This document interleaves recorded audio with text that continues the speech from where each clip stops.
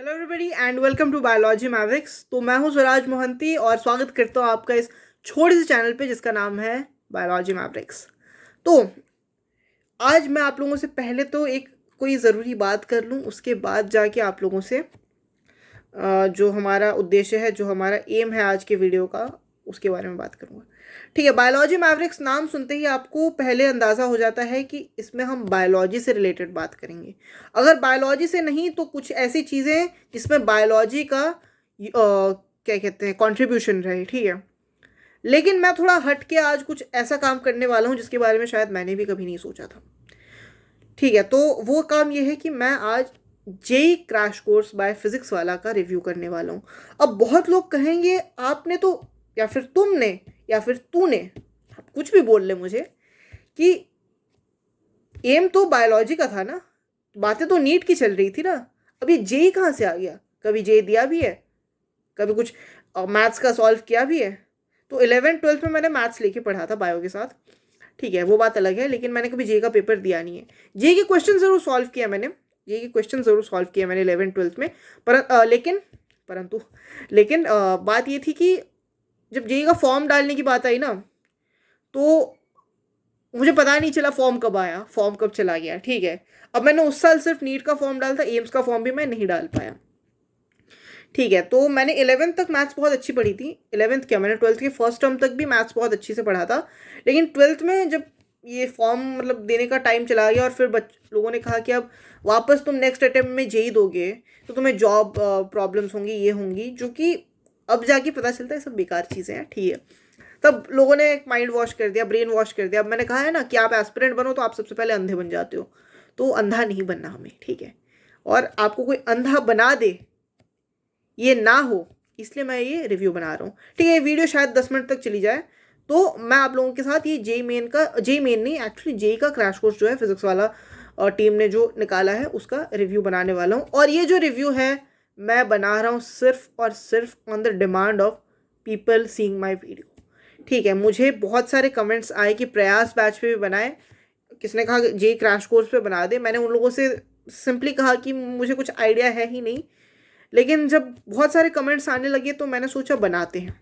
ठीक है, और इसके लिए मैंने अपने एक दोस्त की मदद ली जो कि अभी एक बहुत ही नामी इंजीनियरिंग कॉलेज में पढ़ रहा है। तो उससे बात करने के बाद, उससे क्या कहते हैं, सोच विचार डिस्कशन करने के बाद मैं इस मुकाम पे एक फाइनल कंक्लूजन पे पहुंचा कि हाँ बना सकते हैं। ठीक है, और ये सारा क्रेडिट उसे जाता है, लेकिन उसने बोला है कि नाम मत लेना मेरा, तो ठीक है, तो इसलिए उसका नाम मैं नहीं लेने वाला। ठीक है, लेकिन इसमें कोई भी काइंड ऑफ क्या कहते हैं, ये बस ज़ुबान मेरी है, बोल मेरे हैं, सब जो स्क्रिप्टेड सब कुछ जो आइडियाज़ उसने ही दिए हैं मुझे।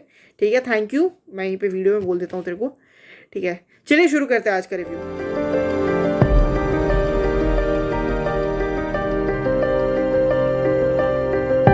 तो देखो यार, सबसे पहली बात आ जाती है कॉस्ट और इसका क्या कहते हैं ड्यूरेशन। तो सबसे पहली बात यार, इसका कॉस्ट जो लॉन्च ऑफर रखा गया है वो रखा गया है 2100, लेकिन इसमें मेंशन नहीं है कि कितने स्टूडेंट्स के बाद इसका कॉस्ट 2500 हो जाएगा। ठीक है, इसका कॉस्ट बढ़ के 2500 हो जाएगा। अब यार एक चीज़ देखो, जेई का जो क्रैश कोर्स है, जेई के 2 एग्ज़ाम्स होते हैं, आपका मेंस और आपका एडवांस।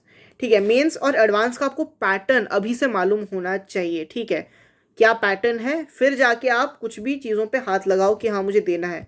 ठीक है, अंधाधुन मत घुस जाओ कि यार जेई देना है, जेई देना है। देख लेना कि उसका पैटर्न क्या है, क्वेश्चंस कैसे आने वाले हैं, उसके बाद तैयारी करना। और एक चीज़ कि इसमें जेई मेंस और एडवांस दोनों की तैयारी होगी। ठीक है, और जेई इस बार 4 बार होने वाला है, तो इसका जो टाइम लिमिट होगा ये जेई एडवांस तक का होगा, लेकिन आपका जो सिलेबस कंप्लीशन होगा, कंप्लीट सिलेबस जो प्लान किया गया है वो चौथे अटेम्प्ट से पहले नहीं होने वाला। ये चीज़ आप ध्यान में रख लें। ठीक है, और बात कर लेते हैं टीचर्स के बारे में। तो आइए देखते हैं कि टीचर्स को कैसे उन्होंने क्लासीफाई किया है अकॉर्डिंग टू देयर प्लान्स।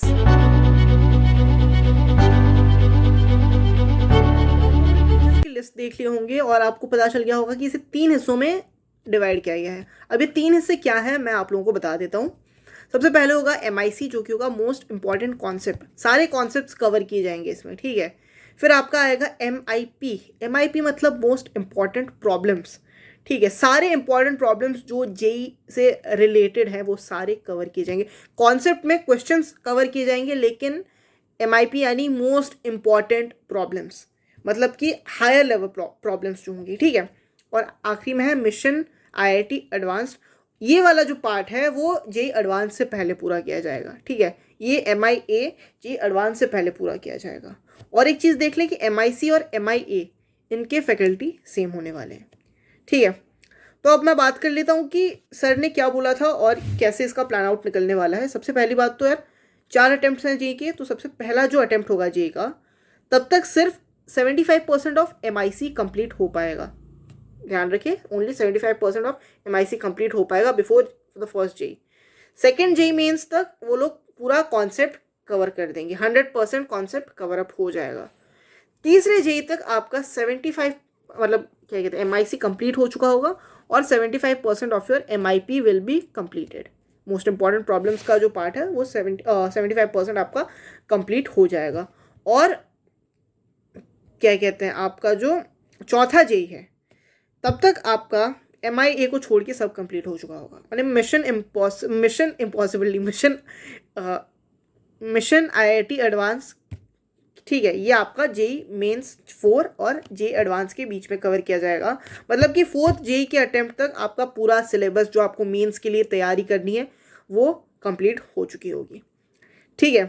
तो ये बात होगी उनके शेड्यूल की। और याद रखिए कि MIC के 42 लेक्चर्स होने वाले हैं और MIP के भी 42 लेक्चर्स होने वाले हैं। और ये जो लेक्चर्स होने वाले हैं और इनकी जो शेड्यूल टाइम टेबल है, ये आप लोग क्या कहते हैं, जो इंट्रोडक्टरी वीडियो है हमारा जेई क्रैश कोर्स का, उसके डिस्क्रिप्शन लिंक में सर ने दिया हुआ है, और टेस्ट के शेड्यूल्स भी, ठीक है। नहीं तो आप लोग जाके इसे फिजिक्स वाला के ऐप में बैचेस में जाके जेई क्रैश कोर्स पे क्लिक करके भी देख सकते हैं, ठीक है। बात कर लेते हैं कि ये कोर्स किसे लेना चाहिए, ठीक है।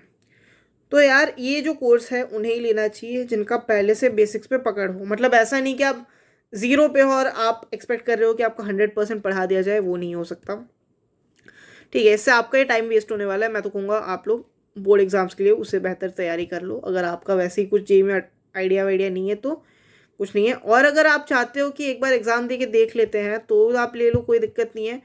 बट स्पेसिफिकली मेंशन किया गया है जिनकी पकड़ हो बेसिक्स पे वही इसे ज्वाइन करें, ठीक है। और first, second, third, fourth attempt आने तक आप लोगों का कॉन्सेप्ट काफ़ी हद तक स्ट्रांग हो जाएगा अगर आप लोगों ने मेहनत की। टीचर्स ने पहले ही कह दिया है कि इसमें वो लोग प्रॉपर गाइडेंस देंगे, बाकी चीज़ें आप पे डिपेंड करती हैं। मैं तो वैसे स्टूडेंट हूँ, मैं भी आपको क्या ही बोलूँ इसके बारे में, ठीक है। जो गाइडेंस आप लोग सुन रहे हैं वो गाइडेंस मैं भी सुन रहा हूँ, ठीक है। तो मेरा कोई हक नहीं बनता कि आप लोगों को कुछ ज़्यादा मोटिवेशनल ज्ञान दूँ या फिर भारी भरकम ज्ञान दूँ। आप लोग मेरे को ही गालियाँ दोगे, मैं भी आप लोगों की तरह ही हूँ, एक स्टूडेंट ही हूँ, ठीक है। तो मैं आप लोगों को ज़्यादा बहुत क्या कहते हैं बड़ी बड़ी नहीं बातें नहीं बोलने वाला, ठीक है। तो ये बात होगी किसे ये बैच लेना चाहिए। अब ये बात कर लेते हैं कि ये बैच लेना चाहिए या नहीं, ये लेना चाहिए या नहीं। तो फिर मैंने क्या कहते हैं, मैंने नहीं मतलब मेरे दोस्त ने उसने मुझे पूरा रिसर्च करके बताया कि ये जो क्रैश कोर्सेज होते हैं 30 दिन का करते हैं, 30 दिन का, 45 दिन का, जैसे नीट का करते हैं, ठीक है। और हर एक क्रैश कोर्स का मतलब ऐसे सेशन निकाल देंगे और उसका कॉस्ट उठाना चालू कर देंगे लोग, ठीक है। हम इतना टेस्ट लेंगे, उतना टेस्ट लेंगे, ये टेस्ट लेंगे, वैसा टेस्ट लेंगे, बड़ी बड़ी बातें करेंगे। तो उसके हिसाब से it is one of the finest in the market right now. Again I am saying that, मैंने नीट के लिए भी यही कहा था, अभी भी यही कह रहा हूँ, इट इज़ द फाइनेस्ट इसलिए बोल रहा हूँ क्योंकि इसका क्या कहते हैं जो फैकल्टी रेंज है ना, दैट इज़ ट्रूली ऑसम। और अगर इसको कोई compete कर सके क्रैश कोर्स में, क्रैश कोर्स की बात कर रहा हूँ, फाउंडेशन या फिर कुछ और नहीं, तो आई डोंट थिंक कोई है। ऑनेस्टली बता रहा हूँ, कुछ नहीं है। लेकिन आई विल से कि आप लोग एक्सप्लोर करें, ठीक है। ये वीडियो भी आप एक्सप्लोर करते हुए ही देखें, मैं उम्मीद करता हूँ। ऐसा नहीं कि आप लोग सोचें कि मैं जो बोल रहा हूँ पूरी तरीके से सच बोल रहा हूँ। परखें, जानें, ठीक है।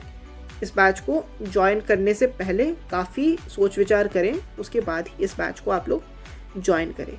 तो मैं उम्मीद करता हूँ कि ये वीडियो आप लोगों के लिए फ़ायदेमंद रही होगी और क्या कहते हैं आप लोगों को पसंद आई होगी। और जितने भी जेई के एस्पिरेंट्स ने मुझसे ये रिक्वेस्ट किया था कि एक वीडियो इस पे बनाओ जेई क्रैश कोर्स पे, तो मैं उम्मीद करता हूँ कि मैं आप लोगों की उम्मीदों पे खरा उतर पाया हूँ। क्योंकि मैंने बहुतों को मना किया था, यार मैं नहीं कर पाऊँगा, बट एट द एंड इतने सारे आए कि I gave up and I said कि चलो देखते हैं, बनाते हैं।